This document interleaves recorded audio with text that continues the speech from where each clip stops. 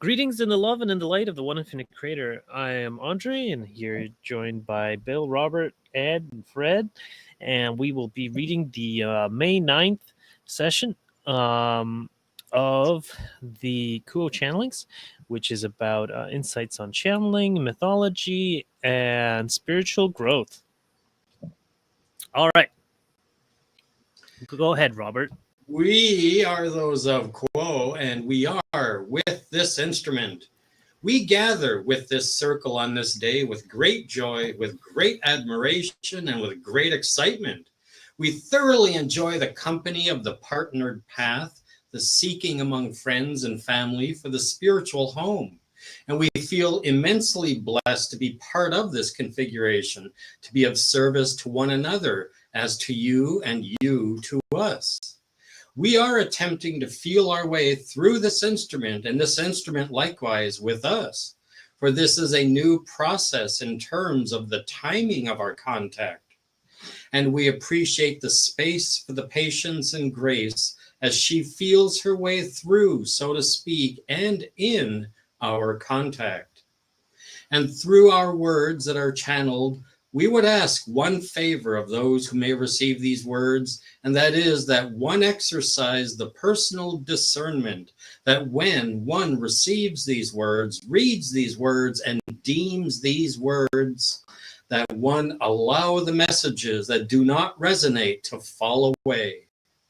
If you or any seeker who may happen upon these messages would grant us that favor, we then would feel more free and have a clear pathway to communicate through this instrument.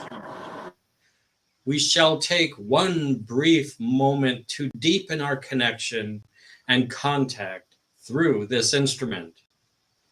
We thank you for your patience, and we would ask if there is a query to which we may speak.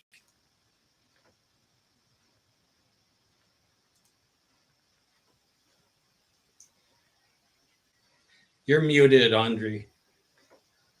Thank you.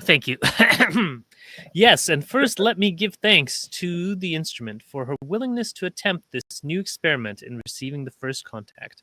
So I often feel that the instrument has a role in determining where the channel response goes.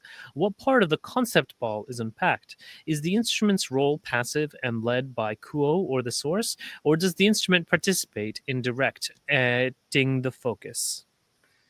We are those of Kuo, and we are aware and thankful for this query, my brother.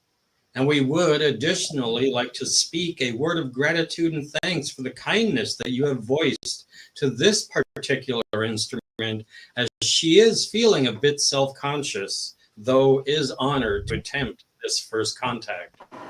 In regard to your query, the orientation, the directioneering, that the channeling, that the thought, that the message may find itself progressing towards can be of two varied responsibilities.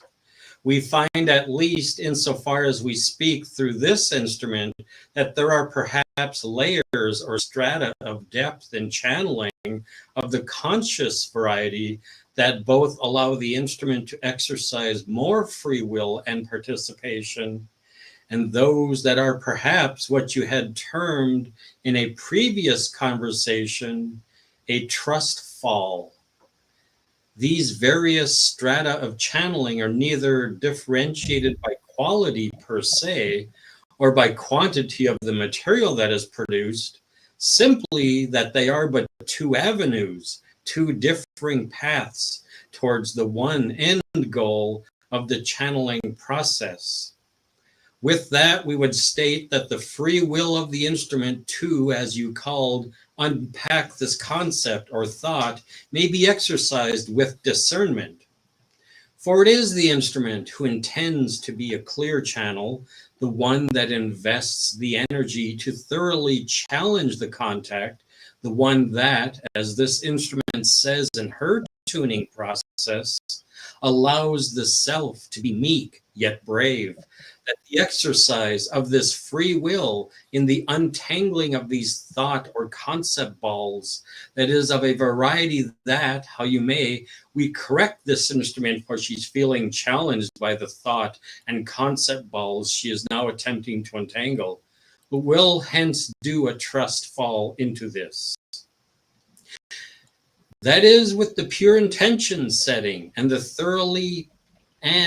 thorough challenging that the free will exercise of this unpacking allows that which comes through the seeker to be of a crystalline nature, to be pure. So the instrument merely acts as the driver in terms of the pushing of the accelerator and the steering of the wheel. However, the information is the roadway, if that metaphor is clear. The information that comes through the seeker who has purely intended and thoroughly tuned themselves in service to others and in service to the universe, that this track appears. Again, the instrument merely is exercising the free will of the self to decide to put the energy into the unpacking, to be able to note where that ball of yarn unravels and to follow that string. And we say that, knowing that often, these concepts or thought bubbles, if you will, these balls of yarn have many strands, many offshoots, but with the dual practice of the will alongside the faith, the seeker, the instrument may be able to navigate this concept or thought in a way that is free of the mental distortion that may present itself when the instrument is more present in its illusory vehicle, the egoic, the grounded self. This instrument says, as the one known as Squash bats her leg, will attempt to go a bit deeper before speaking further on this topic. On the other side of that coin, there are instances wherein the fully vetted and purely intended instrument may release itself from the binds of the self-judgment, of the questioning of what is coming through them, that they may allow themselves to be more of an open window, the stained glass still present, but the breeze more self-directed. As with the instrument who elects to freely pull that yarn string, this particular style of channeling, of blind faith, and allowing the self to be free of the detective work, if you will be of a nature that is pure, that is of little distortion, so long as, again, the intention and the tuning and challenging are exercised genuinely and fully. You may see this particular style of channeling presents outside of gatherings such as this, for there are the artists, the musicians, the writers who feel inspired to tackle a topic or an idea and find themselves teasing away in contemplation to find the direction to which the energy wants to flow. And there are likewise the artists, the musicians, the writers who allow the energy to flow through them freely. It is always in the service of the self-expression that it may ultimately be in service to the larger whole, that the end product is one of the channeled variety. There are plenty on your planet at this time who practice such techniques. The automatic writing, the scribbling and doodling, the improvisational play of the instruments of the musical variety. We apologize for the pause. This instrument feels as though this contact could be made deeper and this topic could be further explored through her. However, we may ask that the attempt be made at a later time or through a different instrument in this session. For her ability to maintain the focus is feeling diminished and depleted at this time. We feel the need to speak through this instrument her desire to continue, though she feels insecure in that prospect. for she wonders if it is foolhardy to not attempt to go deeper to explore this first question. Great. Thank you, Robert. We'll chat on that for now. So, what do you guys think of that? Did Well, anyone? I liked how there was the similarity between an artist and channeling. You know, anyone who does creativity of any sorts, they know something. They're like tapping into. They feel it. They know it. They sense that they're not themselves anymore, so to speak, but they're doing something beyond themselves. That's fascinating. Ed looks like he wants to speak. I was always when I was as a band and everything, and singing and stuff. I just written loads and loads of songs, and there is always this thing when you're writing something that you know is really really good. It's the ones that you don't really need to think about.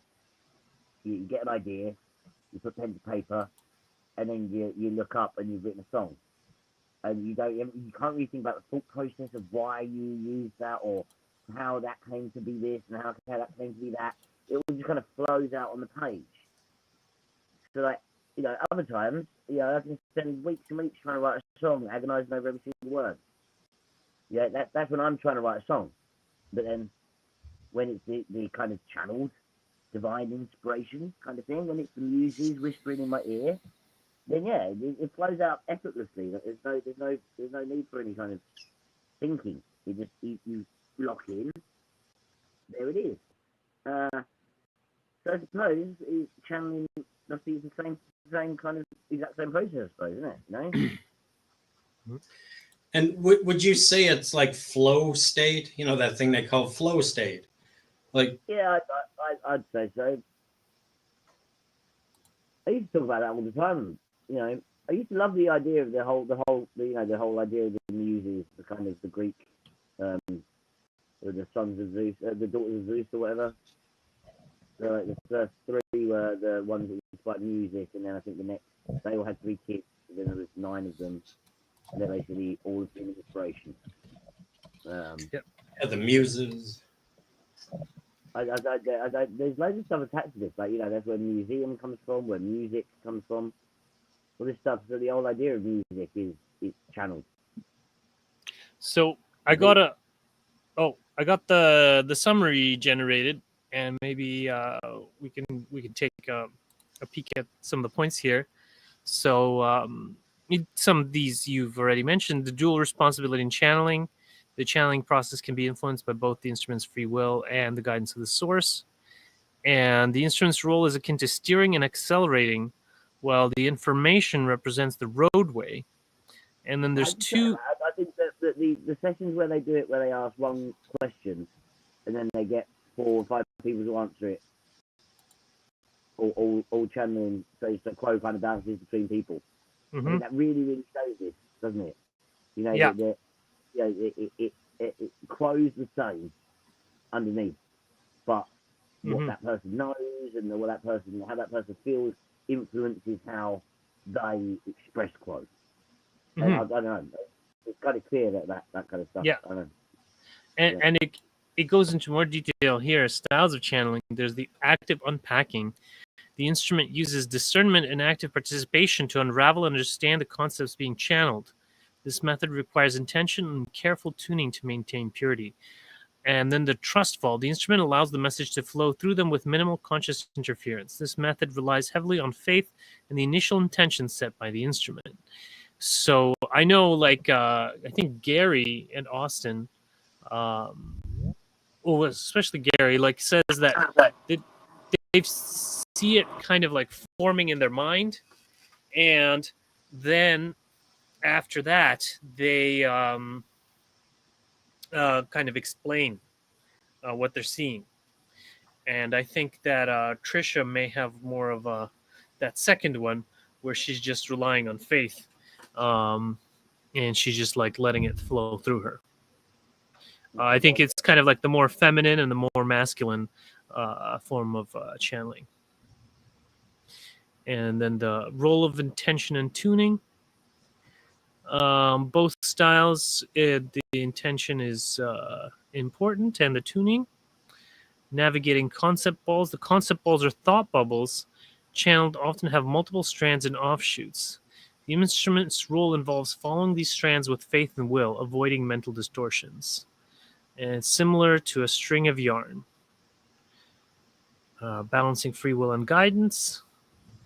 So how to unpack the channeled guidance. Purity and clarity in channeling. All right. So anyone who hasn't spoken on this, Bill, Fred, Ray, did you guys want to comment on it?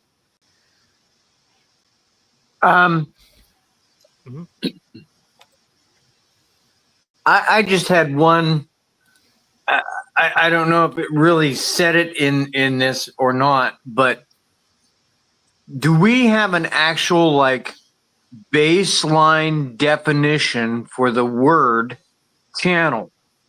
Because I know you can have it explained a million different ways, but when we're talking specifically about like the channeling that they're doing, you know, when they talk to Quo, or, you know, during the raw contact or whatever, what is the definition of it? Like, how would a fifth or sixth density consciousness explain it?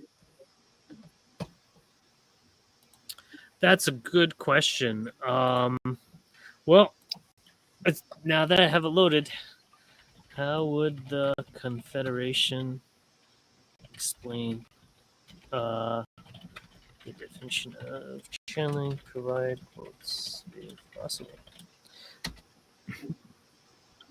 And Bill, did you have any comments on this? No. Okay. So Bill, I do not channel. Sounds like a more important question to the channelers than me. Okay.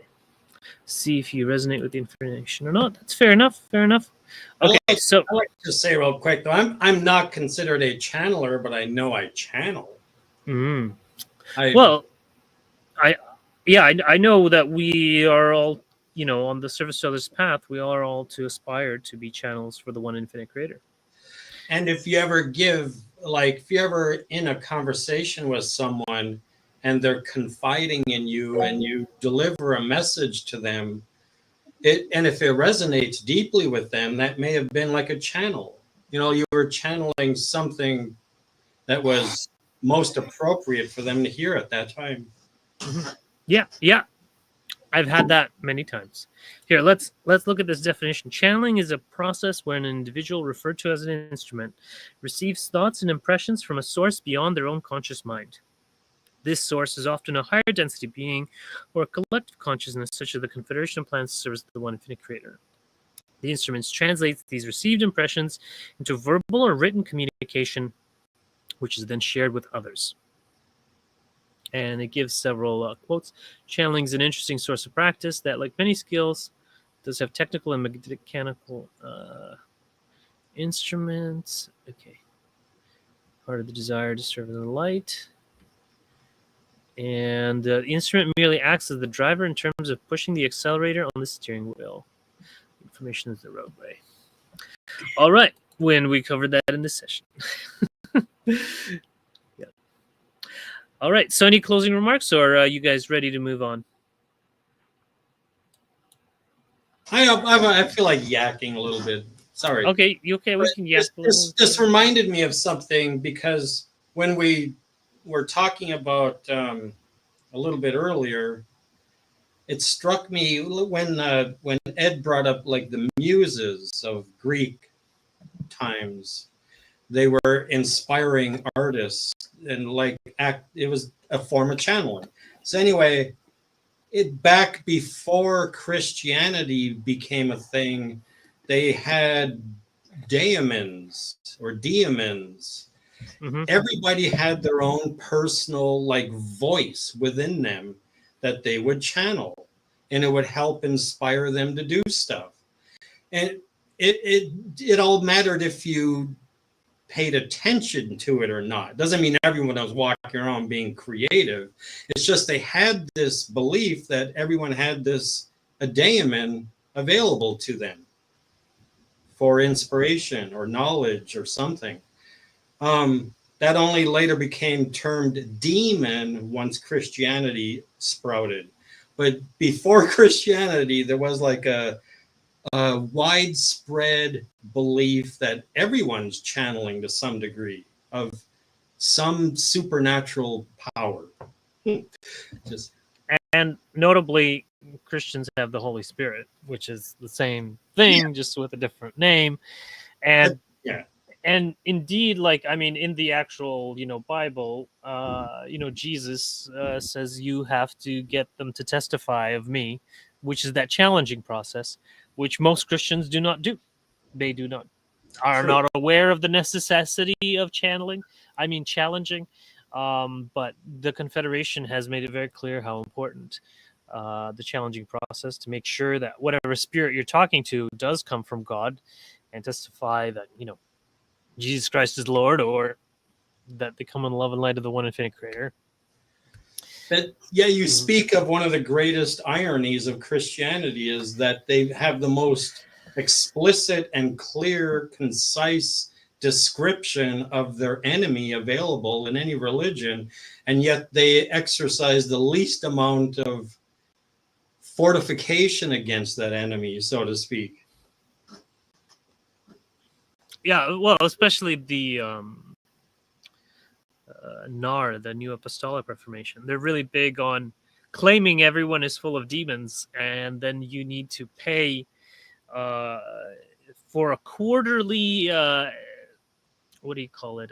They call it deliverance, where they get you in a room with these buckets, and everyone vomits into the buckets, and that's the demons coming out.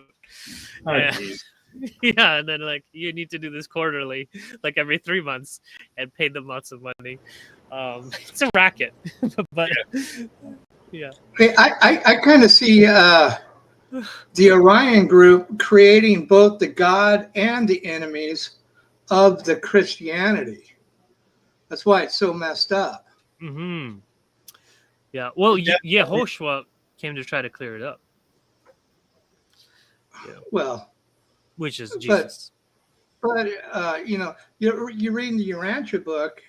It says that Jesus forbade anybody to write down what he says, so they wouldn't get caught in his dogma. So, and then they said what came out of his mouth would fill volumes, and so you got the four, Matthew, Mark, Luke, and John, and then, but who knows what that is? Mythology, historical fact. Well, it says here the Urantia book was written between 1924 and 1955. Yeah.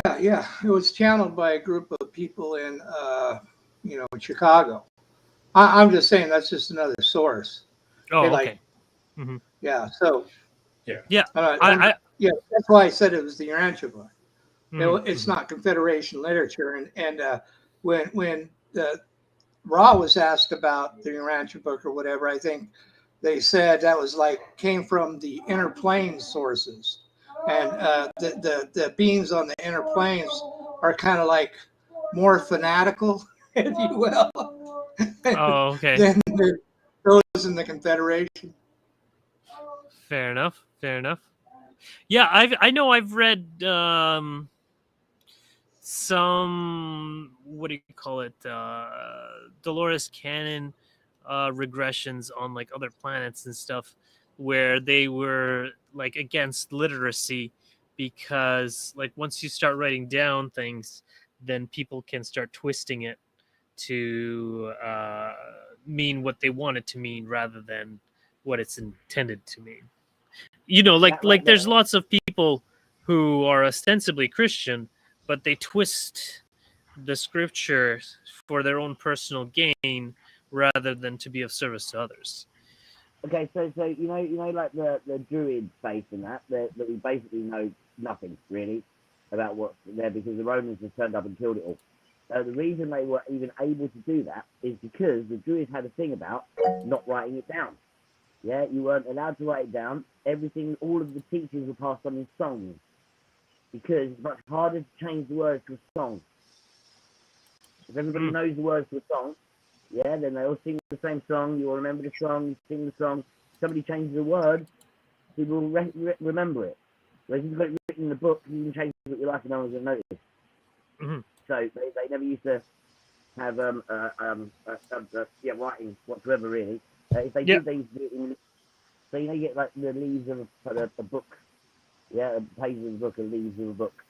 Well, they use an alphabet that basically then you could convert the language into leaves, and then they had these huge long strings of leaves that went along. And if you knew what you were doing, you could go along the leaves and you could read it like it was an alphabet. But other than that, there's no written record of the teachings. So when the Romans turned up and killed everybody, it's gone forever. No one remembers the songs anymore. Mm-hmm. Yeah, and well, it's also notable that not just like, for instance, the Bible was solidified by Constantine in the Nicene Creed thing, but also notably, the Justinian decided he wanted to change the interpretation of the Bible.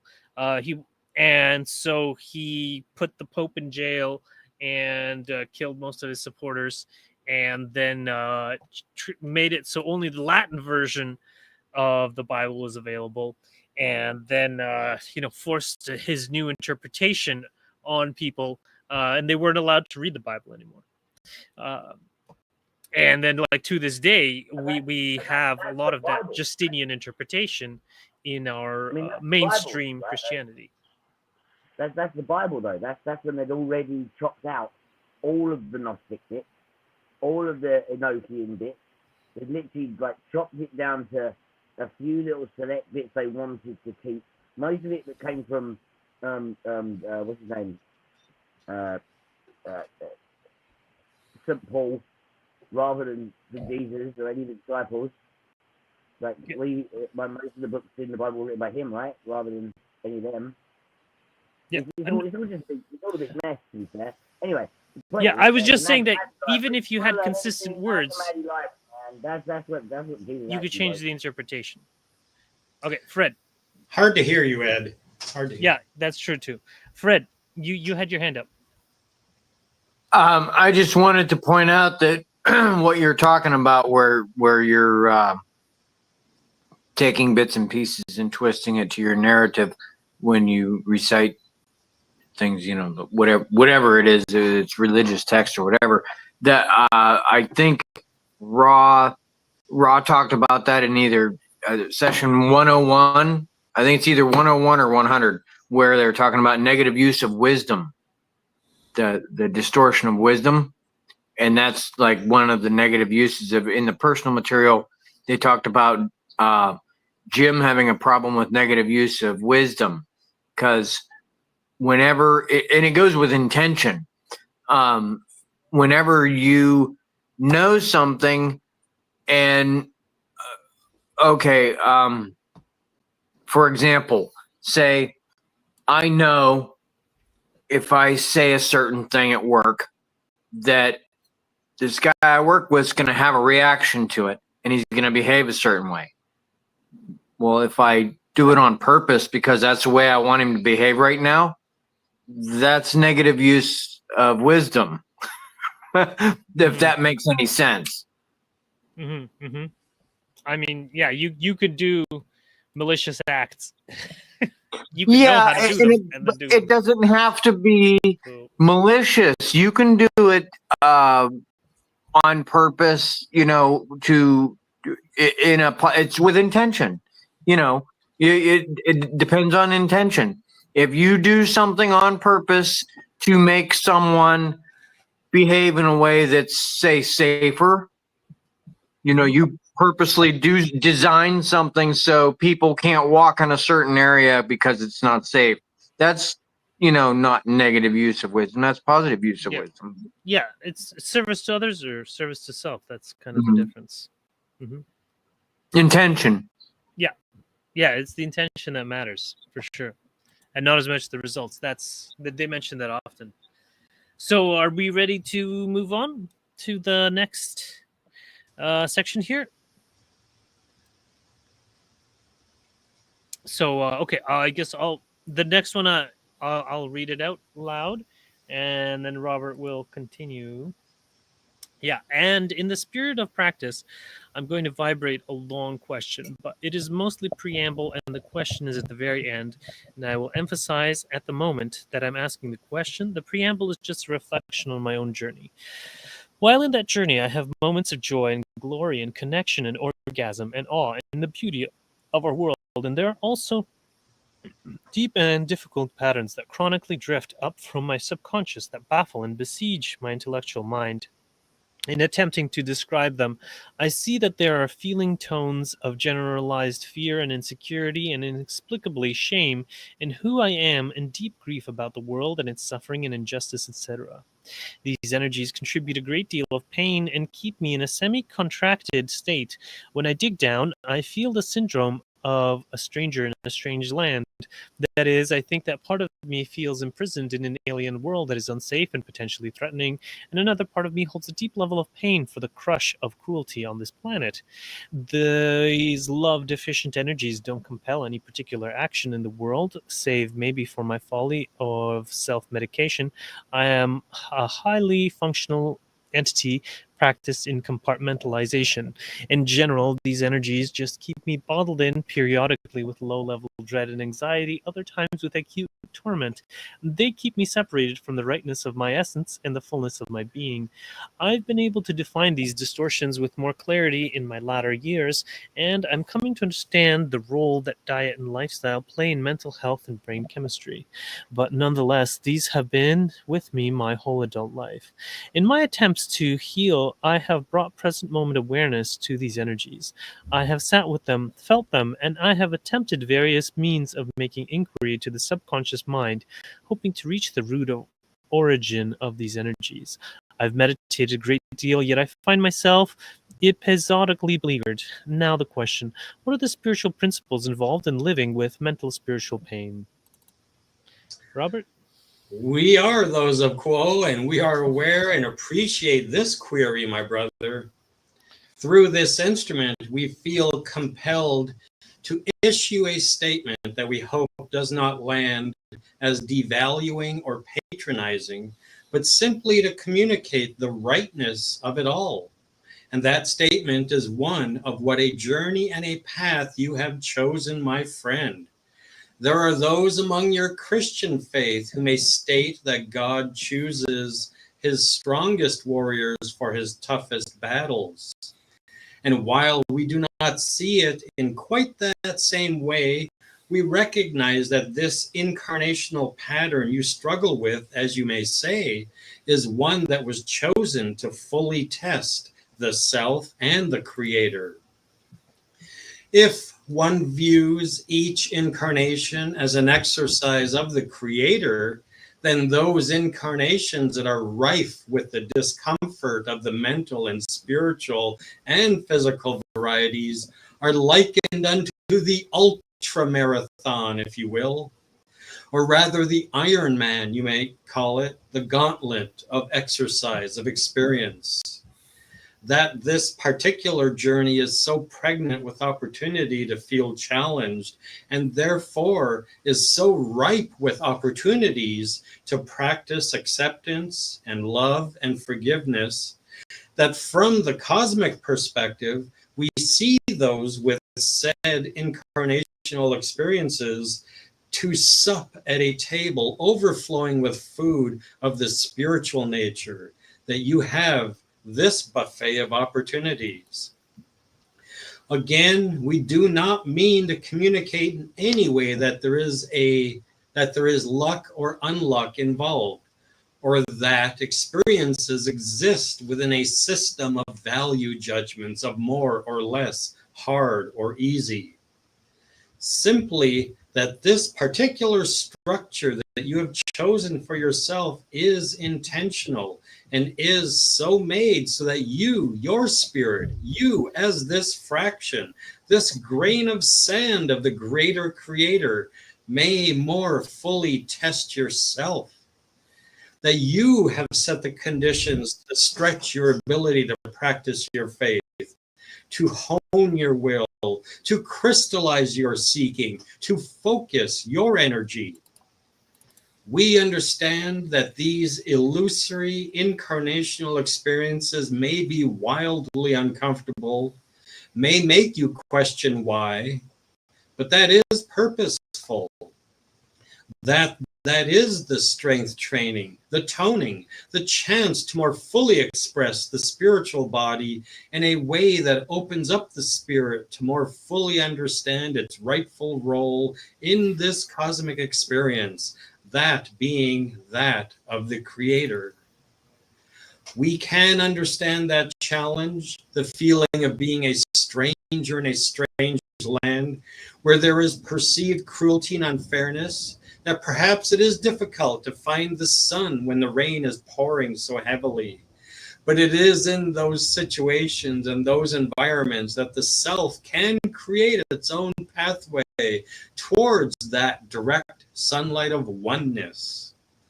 That being the exercise of faith, that being the intention of expressing love, that being the focusing of energy on the service to others, that being the open-heartedness that sees that the rain that follows, that feels so heavy, is also life-giving and feeds the plants and the blooms. There are spiritual schools that teach the lesson that to fully know the light, one must also understand the shadow. For without that polarity, there would be little context, little ways of making sense. And so this particular set of parameters or conditions you have chosen are also of that variety that allow you to see the full spectrum so that you may further understand and accept and know the light, just as much that you can accept and know and love the dark. A painting of one color would not impart upon the viewer much information about what is meaning to be expressed. But when the painter is allowed to grasp and experience the full range of catalyst, that depth and vibrancy, color and form become more clear, and the beauty or the energetic message that is the, in this metaphor, experience of the self becomes but an additional masterpiece in the museum of the creator, alongside the infinitely unique other masterpieces. All right. Thanks, Robert. The rest is kind of meta. So cool. You guys want to comment on that so far? Well, if no one else wants to jump in, Now, Ed. Yeah. this is okay. I've got the headphone things and there's better. Yeah. Can hear you much better now. Okay, so from somebody who has, like, the struggle with exactly the same thing the guy was talking about, I have lots of issues. It is really kind of refreshing to hear that, basically I'm just trying to play Earth on hardest difficulty. I'm just playing Earth on the hardcore settings, I'm sure that it will make it better at some point. Yeah. You're doing hella bass drops, aren't you, Ed? That's it, man. That's it. This is a beautiful passage because really it goes to the heart of why we came here, and it's ultimately, and we give ourselves all this catalyst, and we're here to distill the love out of that moment, and like it says, acceptance and love, forgiveness, the open heart. I mean, you go through all this hell so you can reach that place, and once you're able to. And as the catalyst comes faster and faster and harder, because sometimes it does, and you can flip it and distill it and go to the love and acceptance and the forgiveness just as soon as it comes in, then you're doing really well.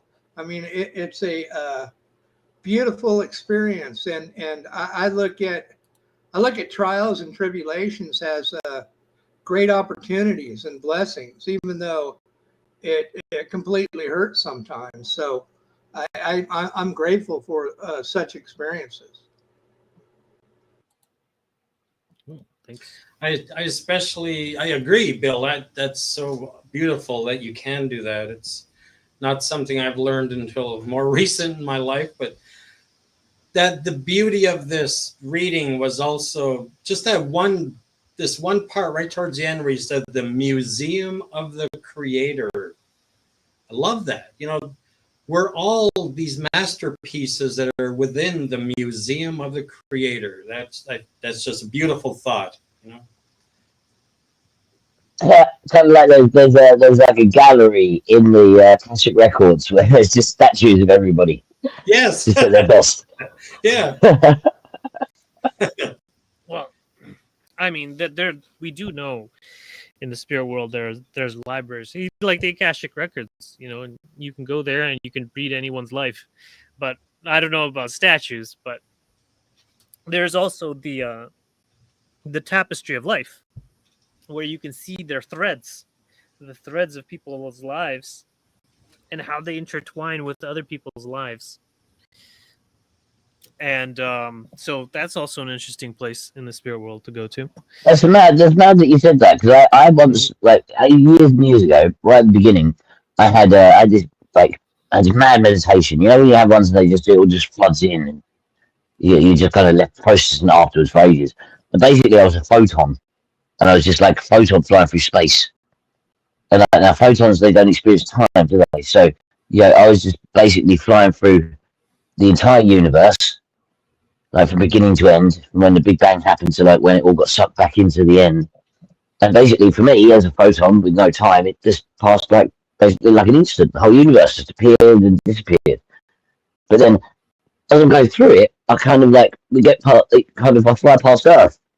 And we kind of like can zoom in and see Earth, and then I can see kind of each individual person as like there's like a mosaic of information, of interactions, all layering up. And then as the Earth was moving through space and it was turning, all of those interactions were moving in space time, as it were, leaving this kind of solidified mosaic of what had occurred, as it were, in like the crystalline formation of space time, I suppose you could call it. Anyway, it was really exactly kind of all of those things, the same exact thing. Where like those threads, those kind of infinite pieces put together, they're all stored where they were as time progresses. You know, that's the museum, the crystalline structure of what did occur. The past being set as a fundamental, I don't know, jewel. Mm-hmm. Yeah, I digress. Okay, well, let's have a quick look at the summary here. So intentional challenges, life's difficulties are intentionally chosen by the soul for spiritual growth, and challenging is there are opportunities for growth. It's pregnant with opportunity to feel challenged, exercising faith and love. The spiritual pain and mental distress can be seen as exercises to strengthen faith and the capacity to love. The chance to move fully express the spiritual body in a way that opens up the spirit to more fully understand its rightful role in the cosmic experience. So I would imagine that once you get stronger, it doesn't feel as spiritually painful, because you can just like lifting heavy weights. If you're underprepared, that's painful. But if you get stronger, then it's easier to lift weights. And then let's see, understanding light and shadow. Knowing the light requires understanding the shadow. Both are essential for a full spectrum of experience. Fair enough. And creating pathways to light. Even in difficult circumstances, one can create pathways to spiritual understanding and oneness. And suffering is not about value judgments of hard or easy, but about the soul's chosen conditions for growth. We do not mean to communicate in any way that is luck or unluck involved. It's the intentional and so made so that you may be fully test yourself. And spiritual strength training, life's challenges are akin to spiritual strength training, toning the spirit. That the strength training, the toning, the chance to more fully express the spiritual body in the way it opens up the spirit. Cool. So, yeah. Now See, make an image for this spiritual strength training. That. Oh, yeah. I was just one last thing was I know there's this big fad in America of especially on right-wing people to like get really buff and strong, and they're always doing that strength training and reps. And I think this is kind of like maybe this is what the proxy of what they really mean to be doing.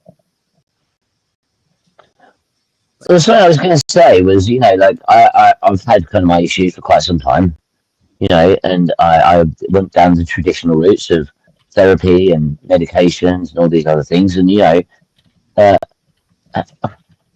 help to a certain amount, but then they only really help if you're kind of if you're atheistically.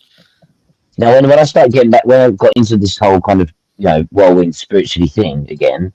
Yeah, and I started reading all the old magic books. I read all this old philosophy.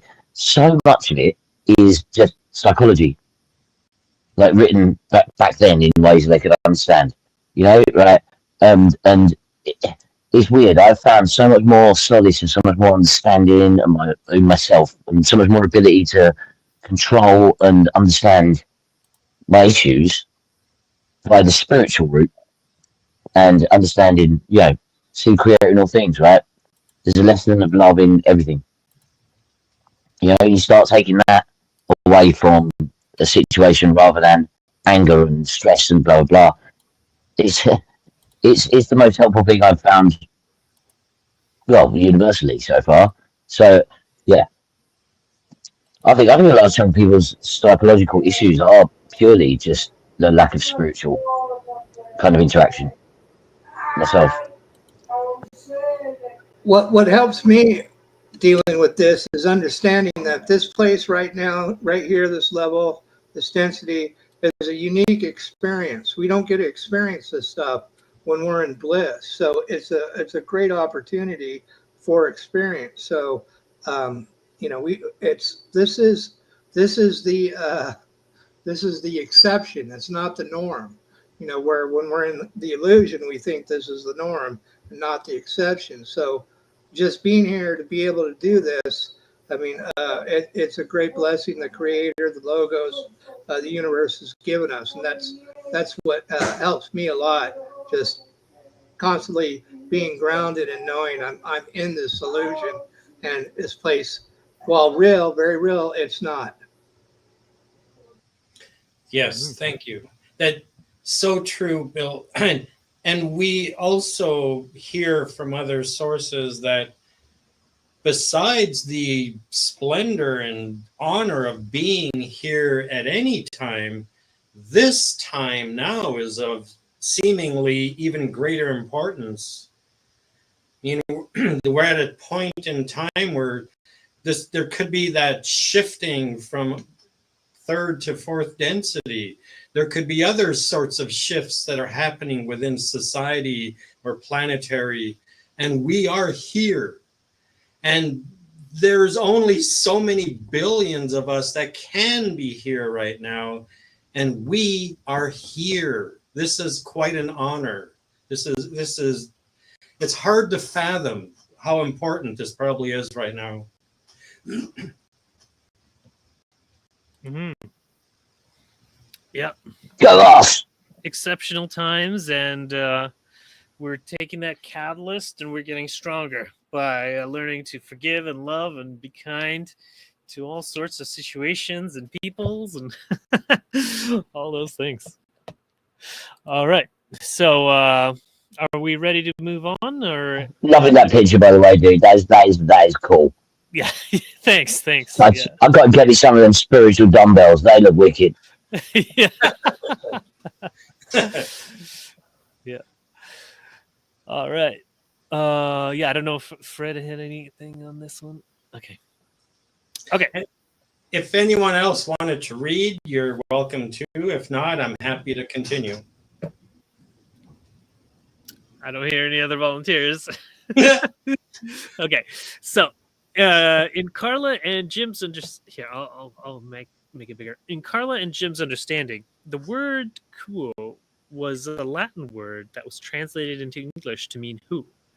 This then prompted them in the 1980s, I believe, to ask what Kuo was, which resulted in learning that Kuo is a blending of three social memory complexes. However, after some research recently, it seems that the Latin word Kuo translates to where, and related words in English, and the English word who translates to kui, but not Kuo. Point being, Kuo doesn't seem to mean who. Carla and Jim may have had a misunderstanding, which is yet another reason to exercise discernment when absorbing conscious channeling, our own included. So, my question is there anything that can be said about the name Kuo? And also, why does Kuo show up, and what is the benefit of Kuo? We are Quo, and we are aware of the query, my brother. And this query stretches the capacities of this instrument. In order to dive into the origins of how such a vibration is chosen and presented within this act of channeling, we would offer the idea that this seeming mistake upon the parts of the ones known as Carla and Jim, that this act of discovery and contemplating what this vibration means, whether in a Latin context or in an English context or in a context beyond any constraints of a specific language or specific form of vibrations, is part of the journey of the seeker when engaging in such an act of channeling. That the one known as Carla, upon initially receiving a new and unique contact, perceives a vibration that has meaning not just to that entity, the instrument in this context, but to those who would perceive this vibration at that moment and into the future. That the understanding of this vibration to have one meaning or another may generate certain questions or certain catalysts. This does not rely upon any specific language or restriction upon what that vibration might mean, but instead the intuition of the instrument combined with the intention of us as that source generates a certain vibration, whether it is that which we identify as such as in the case of other entities, those of Hatan or Latwii, for instance, or whether it is a new configuration, a new invention to identify a specific type of contact. The ones known as Jim and Carla may have understood our name to have one specific meaning, and now upon further exploration, it is discovered that it has a different meaning. And this act of exploration is indeed an aspect of why this vibration was manifest in that moment, to pose these questions to cause this exploration. We can say that for our parts and the role that we played in selecting the specific vibration quo, we did not necessarily intend it to have a restrictive meaning, so to speak, but to express that this mystery, this curiosity with an understanding that it would cause the instrument at that time to pose certain questions, that it would create a sense of intrigue and mystery, and that this journey of mystery would continue to unfold from point in time. At this point in time, we do not ascribe any particular meaning to the vibration quo beyond that which you identify our contact as. This is how we choose to present ourselves in relationship to you and others who may understand this unique vibration and collaboration that has formed a sort of life of its own and has taken upon itself this name. This vibration may evolve in meaning and context, but will always remain a point upon which we can rely to generate identification and the inherent mystery of what it means to identify as a particular thing, and why such vibrations are chosen to differentiate different aspects of the Creator. We find this instrument in attempting to assess the information that comes through it finds confusion, but we are quite satisfied with that conclusion of confusion and mystery. Is there a further query, my brother? All right. Thanks. So yeah, my take on it is that, you know, there's the word who, and it ends with oo, and then kuo. Well, I guess it ends in o, but who ends in o technically. So there's some overlap. The QU is kind of like a questioning thing. So, But that little apostrophe, the thingy after the Q. Fred wants to say something. Yeah. Go ahead, Fred. It seems to me they're like posing themselves as the Riddler. Sure. I mean, if the whole purpose of your name is to inspire questioning, then, I mean, I just picture Jim Carrey in the question mark suit, you know. That's why I brought up the apostrophe after the Q before the U and the O, quo, because like in South Africa, there's that one native tribe that when they speak, they cluck. They make cluck. Yeah, clicking. And the way that, clicking. The way that's portrayed in writing form is the little apostrophes, I believe. Well, yeah, that's usually the double apostrophe. The single apostrophe, that's usually a glottal stop. So it's kuo. That's why I say it like I do. Kuo. I try to separate the two. It's like two words almost. All right. So yeah. I guess I don't know. Does anyone else have any commentary on that, or we'll move on? No. Okay. Let's see where we are. Hold on. I just gotta download this. Copy that. Okay.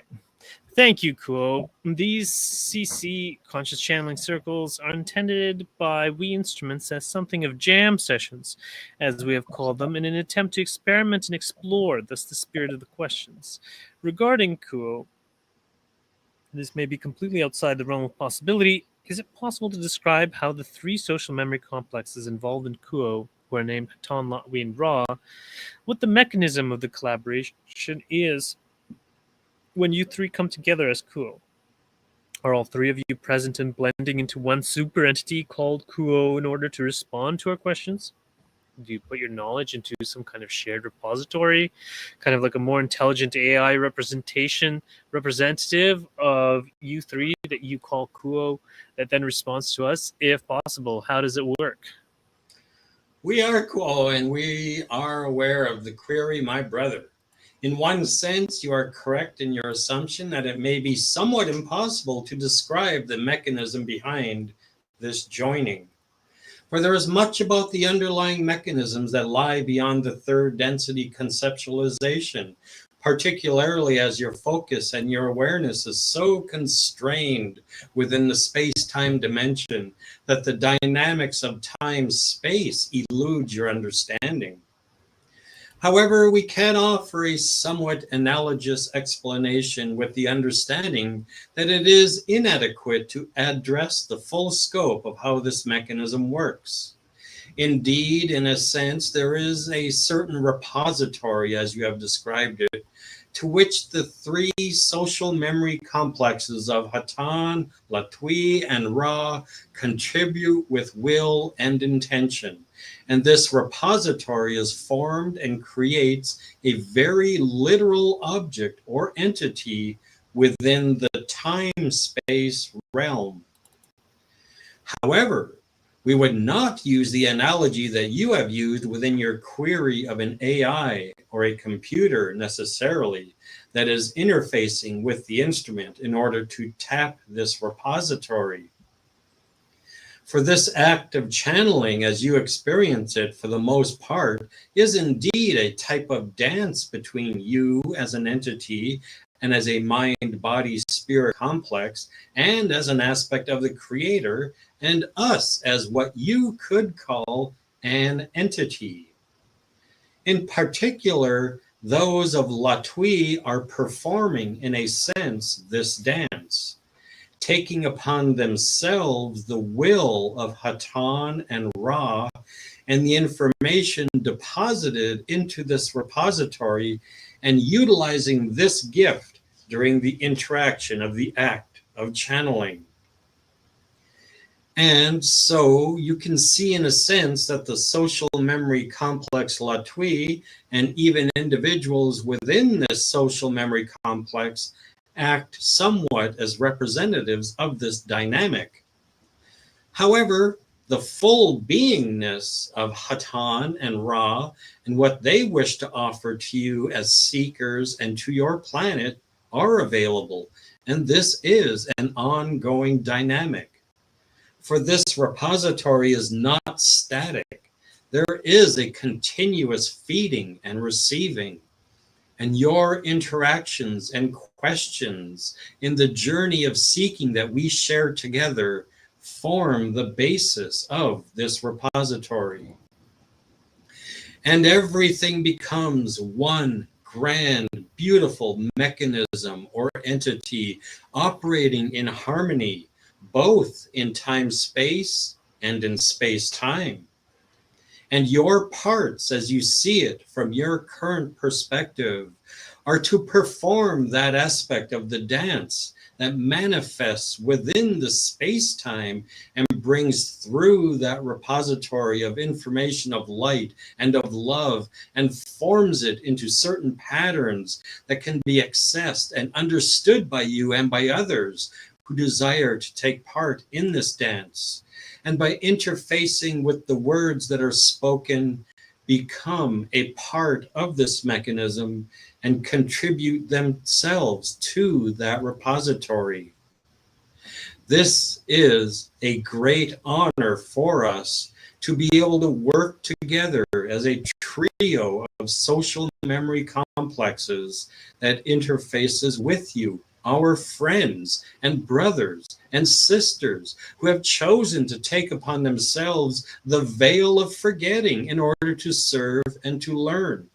And you honor us by your desire to exchange with us and with your contributions yourself to this repository. Is there a further query, my brother? Right, thank you. Okay, so what did you guys think of the answer? Well, it gave me chills reading it. Yeah, well, it sounds like, I mean, in a way, well, we're all one. But yeah, the channelers are kind of part of Kuo. They're adding to the, they say, you know, the Latwii, Hatan, Ra are the trio, and they have an entity, an object, a repository that is their stuff. You know, it's their time-space stuff. And we have access to that. We just did it. Just by reading that, we were accessing it. And we added to it by reading it. That's interesting. Yeah, you're right, because we're kind of like adding our own interpretations and layering that into the Akashic records for the next person that reads it. They're going to have at least a part of our baseline understanding of it, though they're going to have a unique experience in their own right, coming from their own personal biases, which they will add on to that Akashic interpretation of the text repository as well, I think. Fred, Any other comments? Yeah, it sounds to me, and I can't remember the the session that it was from, but it was earlier in the contact where Ra was talking about the how I think Don was asking about how do they handle the calling when there's so many people calling simultaneously asking the same questions. How do they handle it? And they explained that they have some sort of automatic, basically answering system that when certain people start to awaken and they ask certain questions, there's certain beings or entities or energies or whatever you want to call it that respond with kind of rote responses. Meditate. like that. Yeah. So, it's seeming like what they're explaining with the triad of Kuo is doing the similar thing where they're combining all of their response to every single question that could possibly be asked and then formulating compilative answers and then learning from the answers just like a teacher learns from his pupils. Mm-hmm. Does that make sense? And Yeah. and we can't fully make sense of it because they are in the time-space realm. Yeah.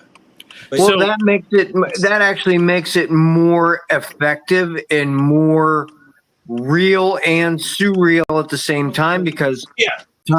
time space can affect space time. Space time doesn't really affect time space that much unless you're doing something really negative. So I know that they've asked this question before a few years ago, and I remember reading it.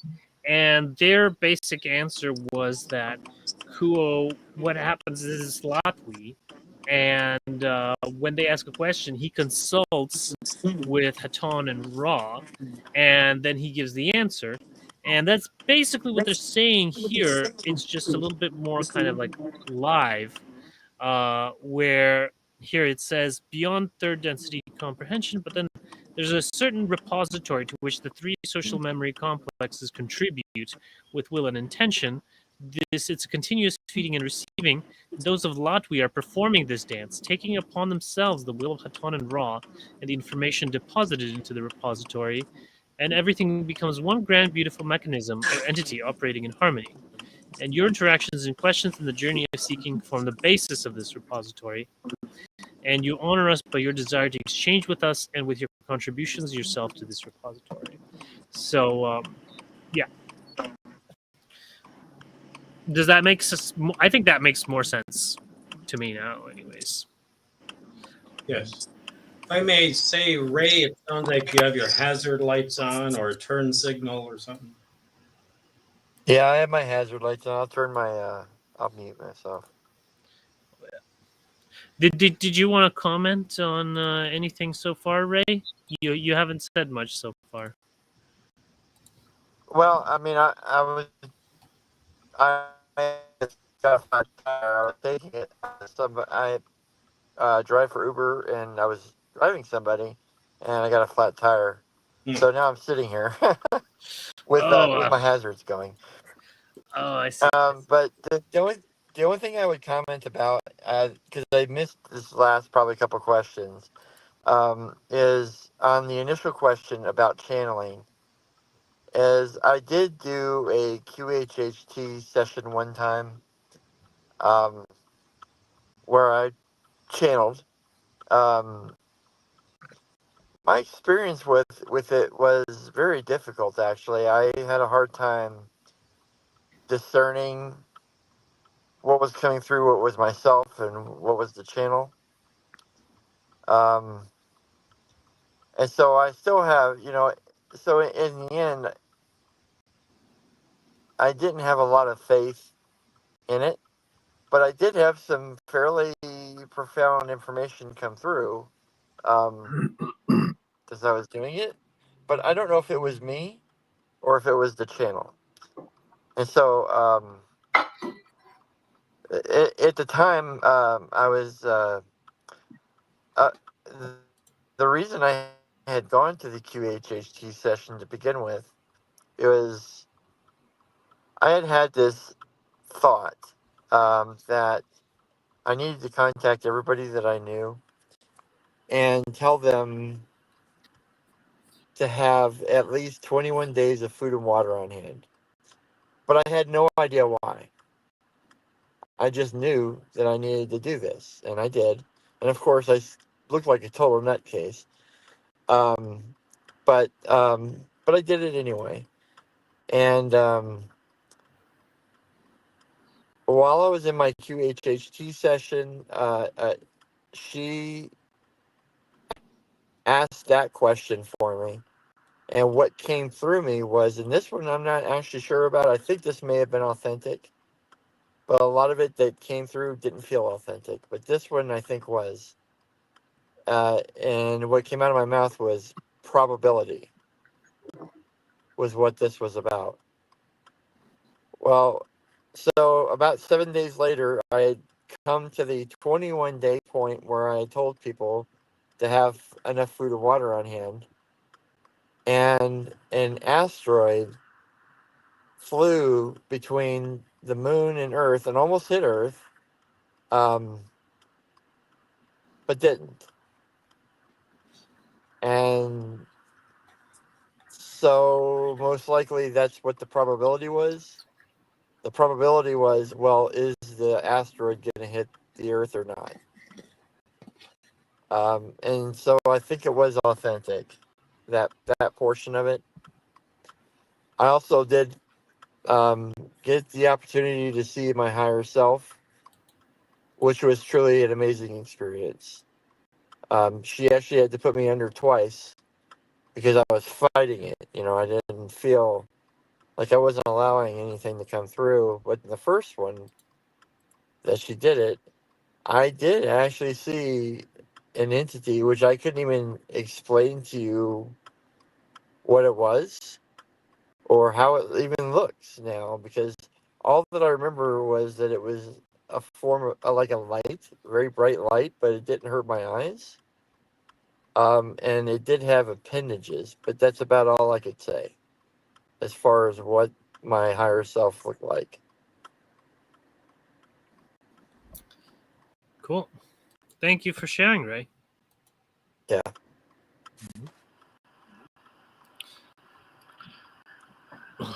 All right. So I guess we'll move on unless someone wanted to respond to that. Yeah. Okay. So I'll read on.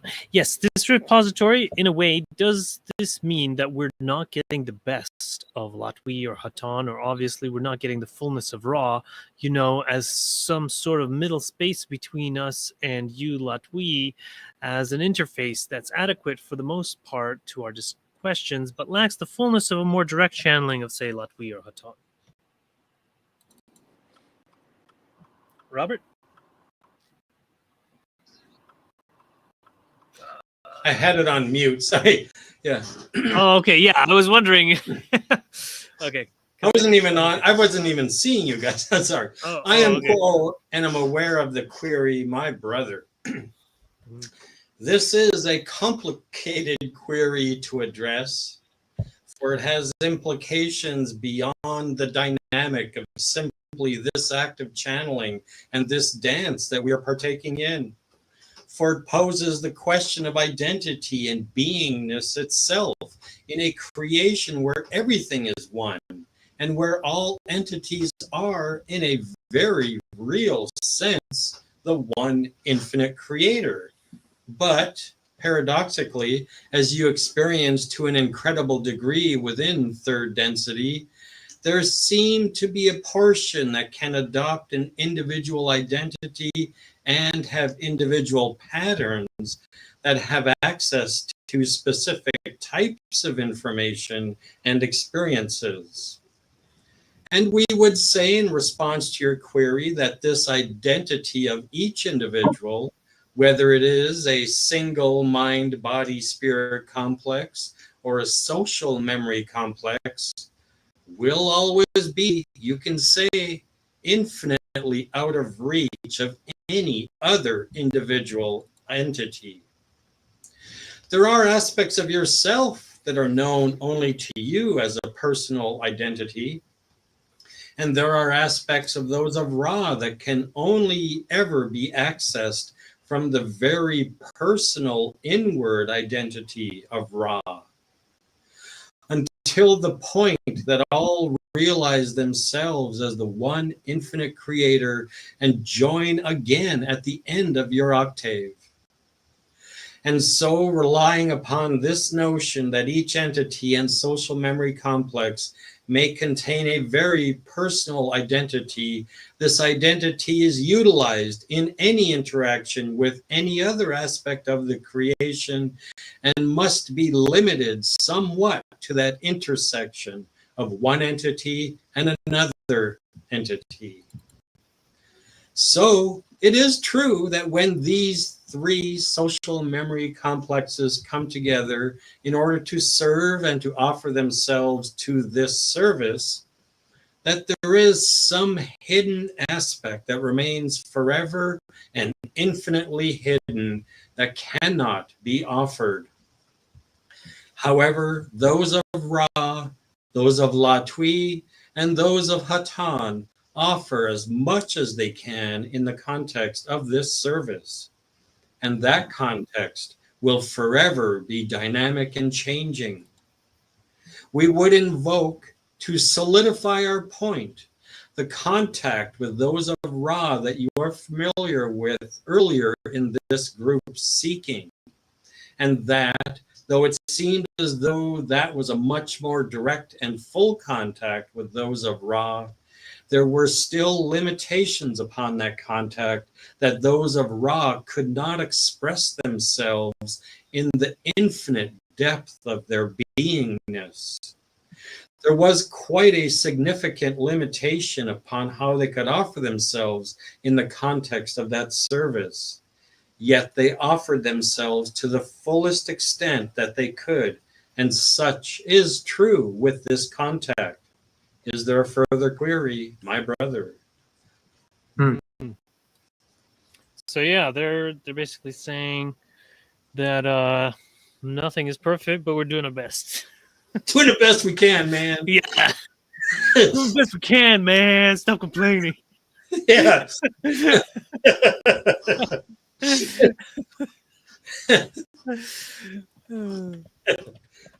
That's true. We miss Ra, though. Jeez. Ra Yeah, was- well, Don't hate I like that we. Don't hate the player, hate the game. Yeah. Yeah. Hey, if you know, I don't know. Who knows? In the future, maybe we will have more advanced channelers that can do the more unconscious channeling.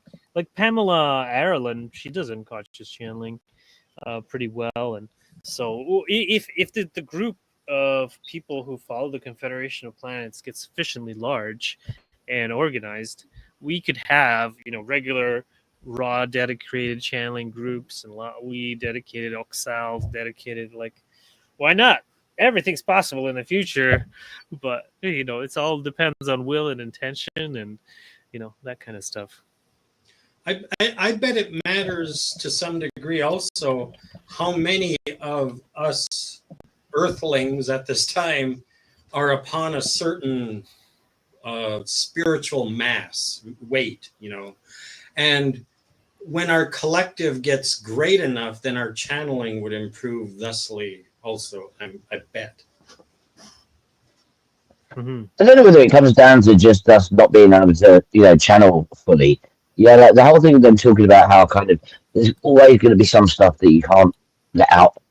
Like there's individual entities that make up each one of those individual entities, right? So, it's like thinking about like if you were to try to understand the personality of one of your cells, like a single cell in your body, it has its own little life. It has its own little kind of it has its own little kind of like life that it leaves.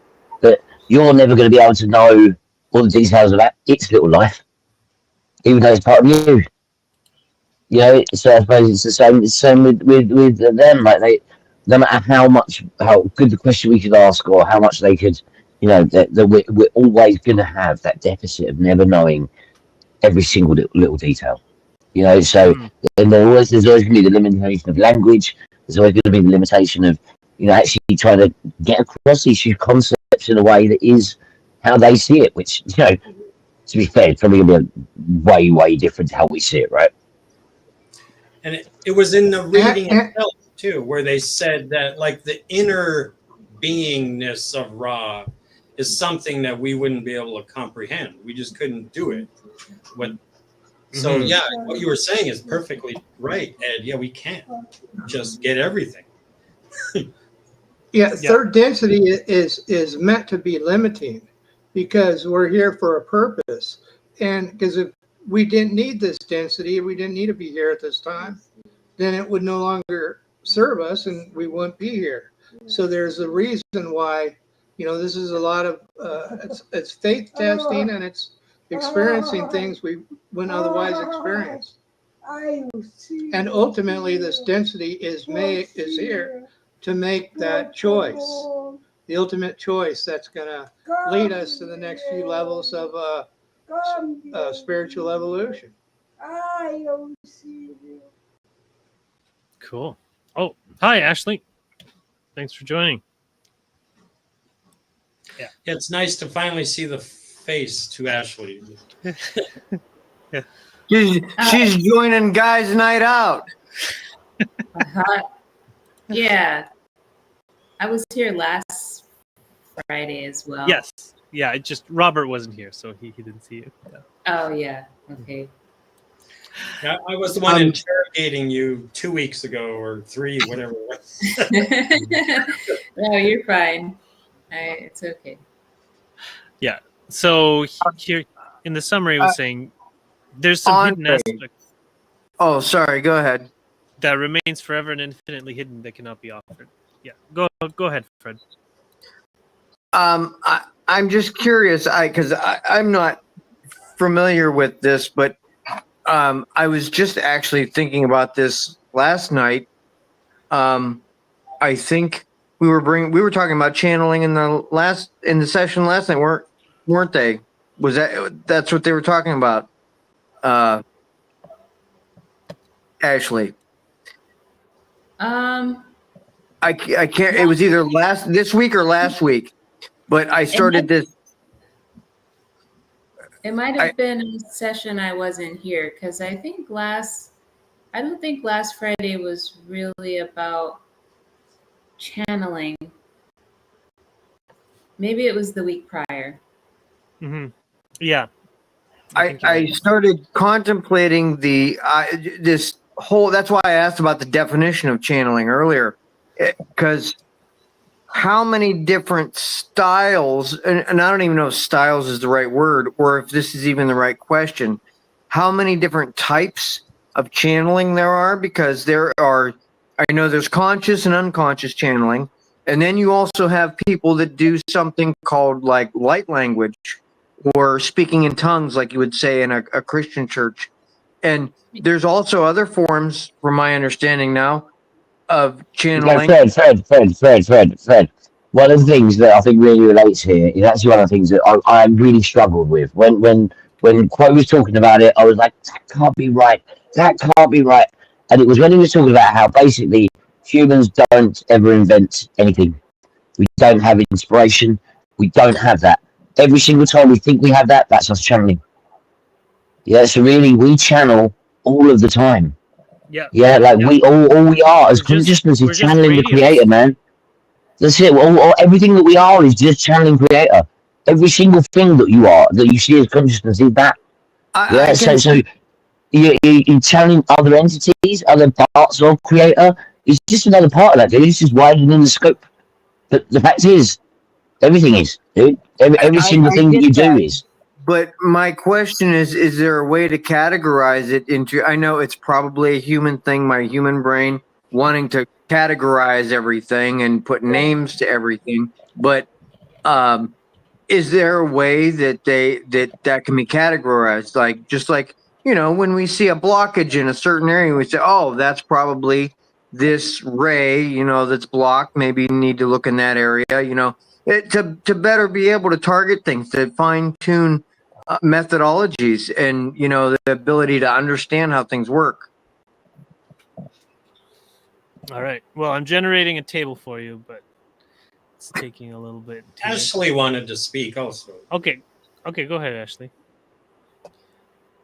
I feel like there are different styles. I think that word is appropriate if we're talking about the receiving of information from another consciousness, directly from another consciousness.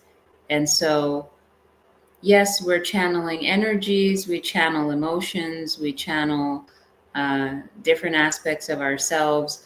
But if we're talking about the type of channeling where you're receiving information directly from another consciousness with its own identity and expression, then there are some types.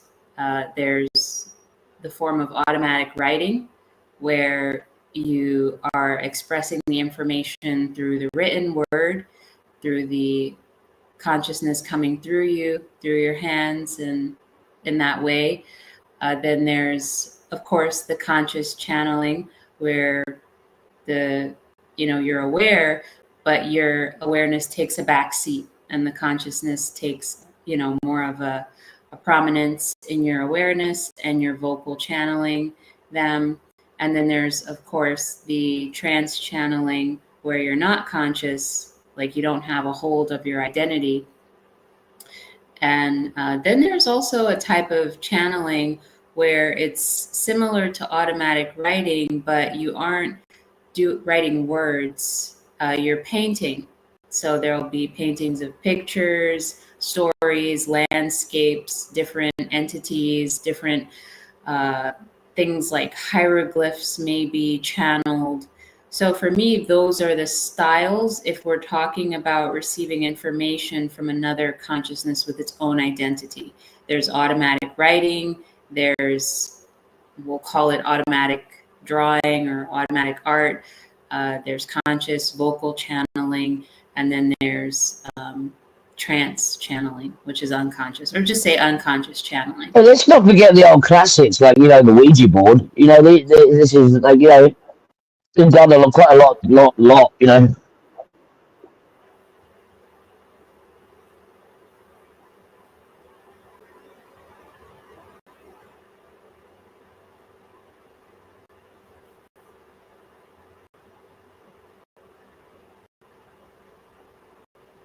I like Hello? this table. You're muted, Andre, if you're reading. Oh, okay. Sorry. Yeah. So thanks for telling me. So yeah, there's conscious channeling like Kuo from LL Research, trance channeling like Edgar Casey, and automatic writing like Helen Schumer in The Course in Miracles, inspirational channeling, where the channeler receive inspiration through creative activities like musicians, artists inspired by muses, a mental mediumship, where the channeler communicates with spirits mentally, often delivering spoken messages. This is how I do a lot of my communication with spirits. I usually do mental mediumship, I guess. Physical mediumship. Physical phenomena occur such as objects moving or voices manifesting. So seances, and I guess if you interact with actual physical extraterrestrials. Intuitive channeling. Channel receives impressions or guidance through heightened intuition.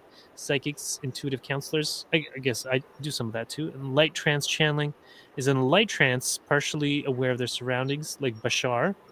And then healing channeling. The channel transmits healing energy for physical and emotional healing, like Reiki practitioners. Direct voice channeling. The channeler produces voice directly from spiritual entities through their vocal cords. Like that, there's several YouTube channelers that do this. They have a different voice for different entities that they channel. Telepathic channeling. The channeler receives messages telepathically from non-physical entities, the Seth material. And visionary channeling. The channeler receives visions or visual impressions from higher realms, like prophets and John and those kind of things. Here, yeah. All right. Well, I hope that's a satisfying list. It's pretty thorough, but Yeah. I'm sure could get more if we needed. Mhm. All right. So, did we want to move on to the next one then? Yeah, thank you. That Yep, that answers a lot of questions there. Great, great. Happy to be of service. Mm. Yeah, that makes perfect sense. That naturally, even in the course of the raw contact, they were not receiving the full experience of raw, nor the internal experience of raw. Raw exists in different realities, several steps removed from ours, and tens of millions of our years, of course. And that dynamic between Raw and the original group, Raw is meeting the group using the group's language and doing the best to impart some kind of vision of the universe. But in no ways the group even coming close to touching the lived experience of being a sixth density social memory complex. So that's all fully understandable to me, but in comparing what channeling a source directly can offer versus channeling a source via this repository is something lost. All right. I just wanted to give an opportunity because I know Robert's been reading it, but Ashley, I know you like to. Did you want to read the answer here? Or Yeah. okay, go ahead. I am Quo, and I am aware of the query, my brother. We feel that it may not surprise you that we are somewhat reluctant to speak in terms of loss in such a context as this, for indeed nothing can be lost to the Creator. But in an even more practical sense, we would not necessarily speak to the difference between such a context as that different contact done with trance channeling with those of Ra and a contact such as this. We would rather define it simply as other than or different. Our intention in our previous reply was to demonstrate more than the context of each act of service calls upon different aspects of the one offering service. And so, while we understand that it may seem that there was more of Ra to be offered, and indeed, in many perspectives, that is true, we would define a contact such as this to contain a different context of Ra without speaking of it as a loss necessarily. However, in a very limited sense, as we understand your query, we could say that there are certain ways in which we, as a social memory complex, can manifest that might seem more useful or meaningful to certain entities in other contexts that are not available or possible within a context such as this. Is there a further query, my brother? Mm-hmm. Yeah, that's.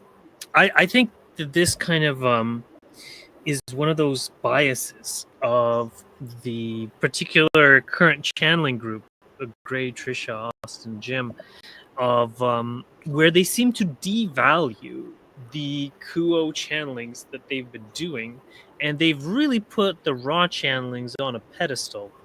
And I feel like they're kind of not taking as much out of the Kuo stuff as they could be if they were to take it more seriously. But that's my personal take on it. And I think the Kuo stuff is really great, and it's really high quality stuff, and I'm really happy with it. But yeah, okay, Fred, go ahead.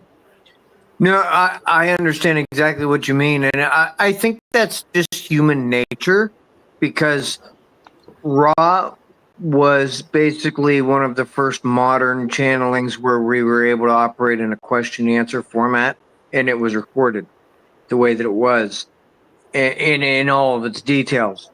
So, it being the first one, people are probably going to kind of, pedestalize it in some aspects. But also, you had other material coming out of it around the same time, like the Seth material, that's fairly old also. But it seems like the raw material has a bit of and I hate saying this, but it has a bit of a cult following, just like any movement would. And some people are very what do you call it, zealous about things like that, and it's just human nature. You're going to get that when you have something that's is important and is big and has big of a following as something like this. I think, anyhow, that's just my interpretation of it. Well, I just wanted to clarify a point there, Fred, that actually they were channeling and doing the question and answer through the conscious channeling from before 1972, but they started recording it in 1972. And they only, like, you can see this is the channeling archives, right? These are the 70s. And it was only in 1981 that they started channeling Ra. And I know that the vice president of the LL Research, do you guys remember his name? He often goes in the Seattle group.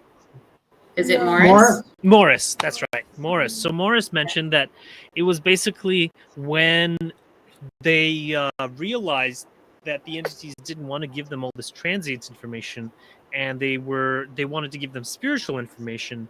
And when the group was willing to accept that spiritual information, that's when Ra showed up and started giving them the deep spiritual information. But I've found that most of the information that Ra has given, Ku has given, and expanded upon in later sessions with great depth. And and Ra is there giving all of this information to Latwii, and Latwii is able to say it in a way that's very easy to understand, whereas some of the law of one session statements can be a bit cryptic sometimes and may have multiple ways of being interpreted, whereas Kuo kind of lays it out, and then he really beats on it, repeats it in multiple different ways so that you don't get confused, and so you know which interpretation he's going for, or that they're going for. So I think there's great value to the Kuo stuff. I think the thing is with Ra, yeah, I think that Ra is probably like the most complete as one thing. But with the conscious challenge requiring everything, they can expand on everything. So you've got all of the information in there with Ra. All you need is that. You can go back to that and you'll find everything in there.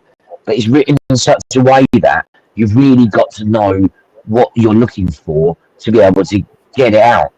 And I think that with Quo, they can take so much more time explaining each nuanced part. Yeah, like I've gone away with a sentence that Ra said that I think if we fully understand it, would completely paradigm shift and change how we understand physics or understand, and he's not able to go into any more detail, and he doesn't. You'd have to ask Quo specifically, and even then, that's where he does it in a far more kind of flowery, kind of like almost poetic, beautiful way of expressing these things, which is amazing. I love hearing it, but doesn't always have that technical kind of depth that Ra hinted at sometimes. And also, I think that it comes down to once we have this channeling chat loads, each person channels something different. Like is it the Yom YRM? He only comes in and he only channels through people that have got a scientific background, because normal people just don't have the language to express the truth he wants to teach. So, I suppose Ra's always going to be limited by the person. So, that's where they as well make it really beautiful and pretty, rather than going into stuff that scientists would be like throwing the lab book out the window if they actually fully understood. Ra just throws away like a little throwaway sentence. Anyway. All right. Well, Ashley would like to speak. Okay. I just wanted to say another thing I like about Quo channelings or just like the conscious channelings in general is that there's something about when the 3D incarnation is aware that grounds the information that comes through. There's a level of practicality and application and perspective to the everyday incarnation and third density that is present in the quote channelings that is not often present in the raw contact. And I feel like it's because there was that separation of Carla's 3D consciousness, her identity, that would have provided more of a grounding for the vibrations coming through as they were transmitted. The kind of words that were used would have changed if she remained conscious throughout.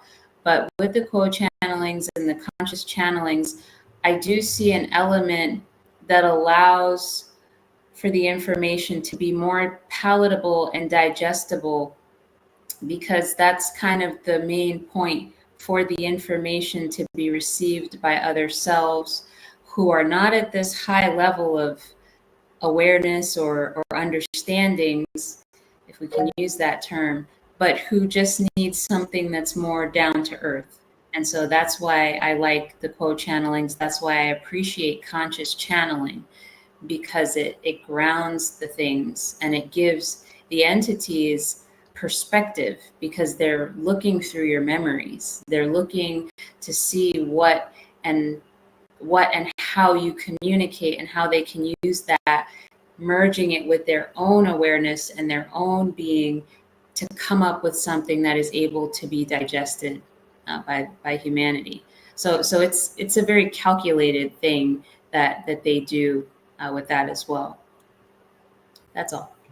Fred? I had a thought about this when Ashley was saying that. It seems like once the raw contact happened and we had that, it was a little bit more of a rigid, like an ungrounded, more rigid translation of a very esoteric philosophy that didn't, it kind of shied away from the not necessary material, what you would call it.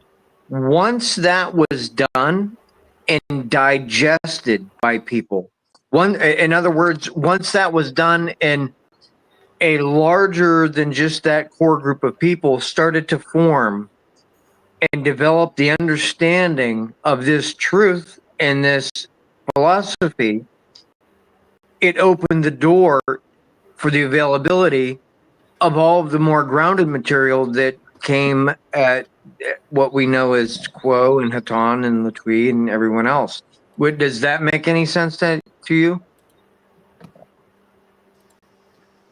I think it was great.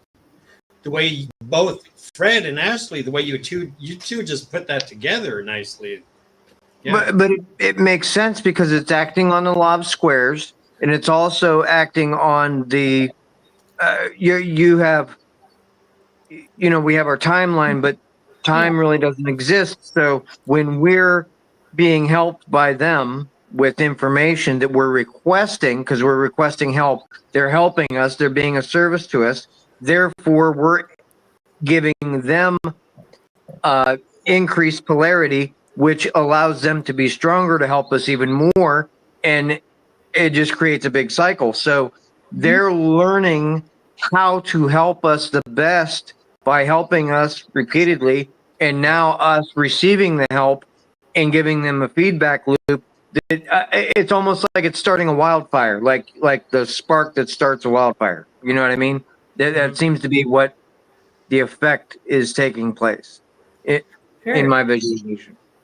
For sure. It's like a growing web, because they're still evolving too.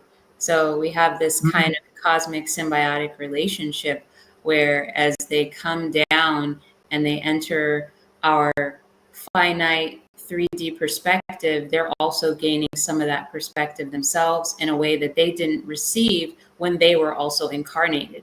So it's helping them to evolve faster as well, to even greater heights.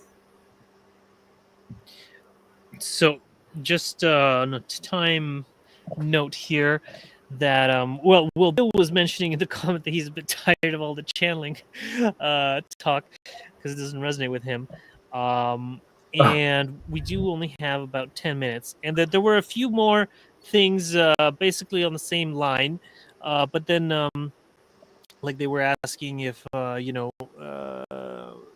about like him just harping on the same topic, but this one is about mythology, and so maybe we could do this one as our last Q&A, and then for today. Oh, you guys okay with that? Yeah. Sure, All right. sure. Mhm. Thank you, Ko. I have one that has a bit of a preamble and might be confusing. I'm going to word it the best I can. On October 17 of 1988, Kuo said, "We have appeared as many, many things, including angels. We appear in thought alone at this time and find that the mass of those who would seek our information prefer the, as this instrument would say, mythology of the spacecraft and visitors from elsewhere to the equally valid manifestation and thought of angels or the vision." My question is about the idea of mythology as you used it in that statement. When we think about mythology, we typically think of a sort of a fiction or a story, particularly something symbolic or an allegory. But I have the sense that mythology, in the sense, can be something much deeper and manifests itself in reality in very real ways. And I use an example of that, the real phenomenon of UFOs that appear as though they are spacecraft, and that it's a prominent aspect of our society at the moment. And so, can you elaborate on the idea that the spacecraft are a mythology in the narrative of you as visitors from elsewhere? Is a mythology similar to that being a mythology of angels? We are those of Quo, and thank you for this question, my brother. And indeed, we can, using your thought complexes and those symbols known to you as the words of your language, attempt to elaborate on this very interesting question regarding the role and meaning of mythology in your human culture and our relationship to this, and in terms of the appearance of that known to you as UFOs. First, we would set the backdrop of all experience in the universe, of any density, of any octave, as being that of the formless, boundless, infinite one, in which there is no time or space, or two-ness or manyness. This infinity cannot be understood by the intellectual mind, nor particularly that mind which is in the veiled condition. Nor can the many great truths be understood, particularly those primal distortions, to those within the veiled condition. Instead, for those entities bound by space and time, inhabiting a very finite seeming space, operating within a reality wherein all things are separate from one another, the means and recourse of an entity in attempting to grapple with that which is deeper than its highly limited conscious experience is that vehicle known to you as mythology. This mythology may, in some senses and cultures, serve as a means of understanding that which is otherwise unexplainable. For an entity operating within an illusion which it does not understand, an illusion within which there seem arrayed a great deal of forces and events and patterns recognized, but whose meaning, purpose, maybe timing are not understood, a mythology can give order and coherence, not just to one entity, but to a community. A mythology can bind the community together in shared reality and shared understanding. It is a deeper layer of software, shall we say, that allows individuals and groups to function, to operate together. Understanding, though not in its truest sense available to those of third density, is, even in its shallow and illusory way, needed for the entity to be able to, shall we say, make sense of its world, whether that is a Neolithic world. Can you scroll up for a moment? Oh, yeah. Sorry. Whether that is a Neolithic world or a world of AI.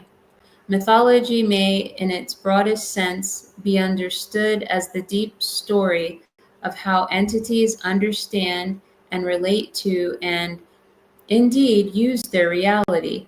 Those of your present culture may believe that the art and practice of empirical methods have banished mythology from your society. And while empiricism does have great strength in relying upon testable hypotheses, observation, and evidence, it is not mere fabrication to attempt to explain that which was previously unexplainable. It too is, at its level, a mythology, a more refined mythology, shall we say, but it too is a story about who you as a people are. But at the level of mythology, it sinks down into those deeper levels of the racial and planetary mind, such that it becomes the generally unquestioned assumptions. It becomes the walls of reality as you may see it. An entity inserted into any given mythology, including the relatively global mythology of the scientific paradigm, is, or rather, automatically adapts this paradigm, this story, as its own. Such an entity is imbued and programmed and predisposed to operate within and embody this construct. It is not to say that such an entity will find harmony and be in consonance with their surrounding mythology, but it will be within their being nonetheless. And as we in the Confederation interact with your peoples at any given time in your history, we must take careful consideration of the orientation of your peoples in their deeper held, even if subconscious, beliefs. For we always wish the most non-invasive and non-disruptive service that we may offer.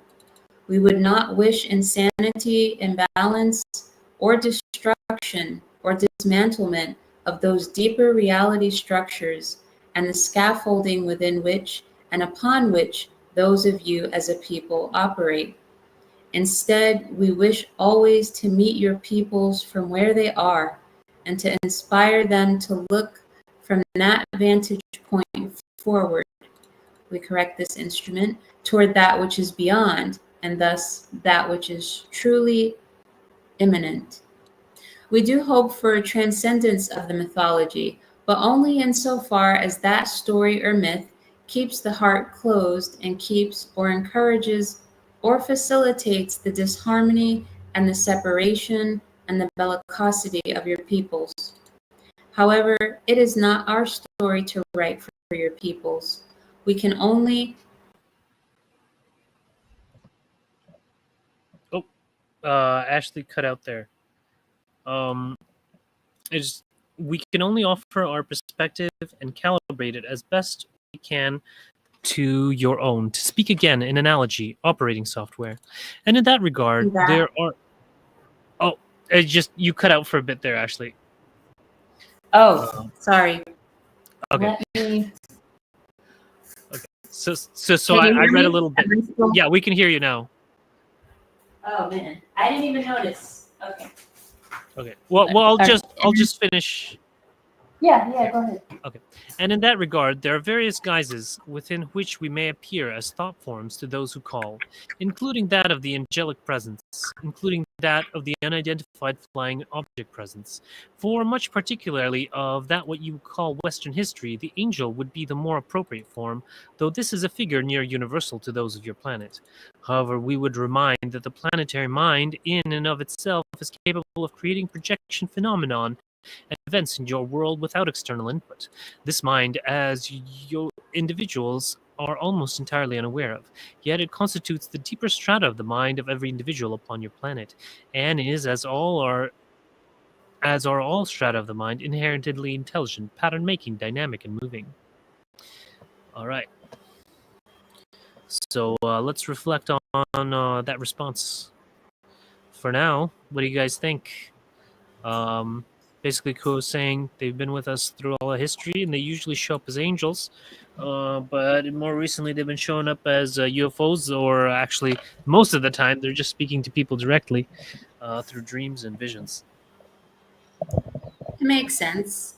They're not limited, and they're always thinking about being the best of service to us and meeting us where we are in whatever state of awareness we have. So if we as a people are more receptive to imageries of stellar civilizations and stellar craft and, you know, galactic origins, then it makes sense that they would use this kind of template or energetic mythos in order to connect with us. And it shows a lot about the malleability of consciousness, of the creation. Everything isn't so rigid or boxed in. There's a harmony and a unified. There's a unified mythos to higher density beings. They're beings of light, so they can be anything. They can be our angels, they can be our fairies, they can be our, you know, Arcturians or whatever. And it really simplifies things. No matter what you're seeing from these higher densities, no matter what form it takes on, these are all projections of higher light and higher love.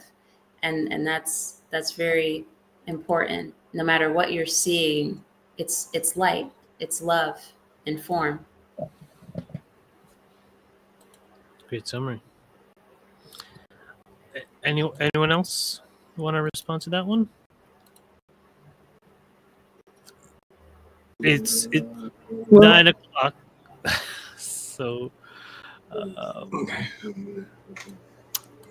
yeah. So I'll just quickly check over the summary here for it, if we missed anything. So mythology serves as a means to comprehend the deeper, unexplainable aspects of reality, and it can bind the community together. And empiricism does have great strength in relying upon testable, but it too is a mythology, and we must carefully consider your mythologies to be compatible to them. And so we appear in guises that are compatible with your current mythology. Okay, so there's a couple of bits there. Yeah, I really like the bit where he says about science and empiricism being just another mythos. Like, that's awesome. I completely agree with that. Um, and it needs to be expanded, and we need to be kind of moving it forward, which is which is perfect to them all. And the bit we said about how it's basically the story of our species, of our planet. The way that we understand reality is written down there. That's our mythos of, like, what we thought the gods did to make the trees or whatever else. It's just a far more expanded version of the same thing. I really like that bit. And then the bit at the end where he's talking about the weird just the interacting with it, where it's like the mythos. Yeah, go back to the where it's like the planet. The planet. I think it was the last one from the last one. Go down. This. Oh, Yeah, the planetary wrong mind. planetary mind. Yeah, so how kind of like all of it basically manifests the way that we perceive these things as well. And that once again, we're talking about how when you're channeling things, yeah, like you're channeling all the time. You know what I said to Fred? Yeah, and it said in there about the thing that's going to be in the deepest part of all of our mind. We're all channeling like the Mother Earth. Like the inner mind of the planet, the planetary mind is there functioning in all of us. I like those bits. Mm-hmm. Great. This to me just shows the superstition and the intellect of the kind of we've been climbing out of the dark ages and the stone age for so long on this planet. Something comes along and something happens and all the high technology or whatever is gone, and then so mythology is a way to bridge that gap and make us see something that otherwise we'd be too afraid or just not a cognitive dissonance to see.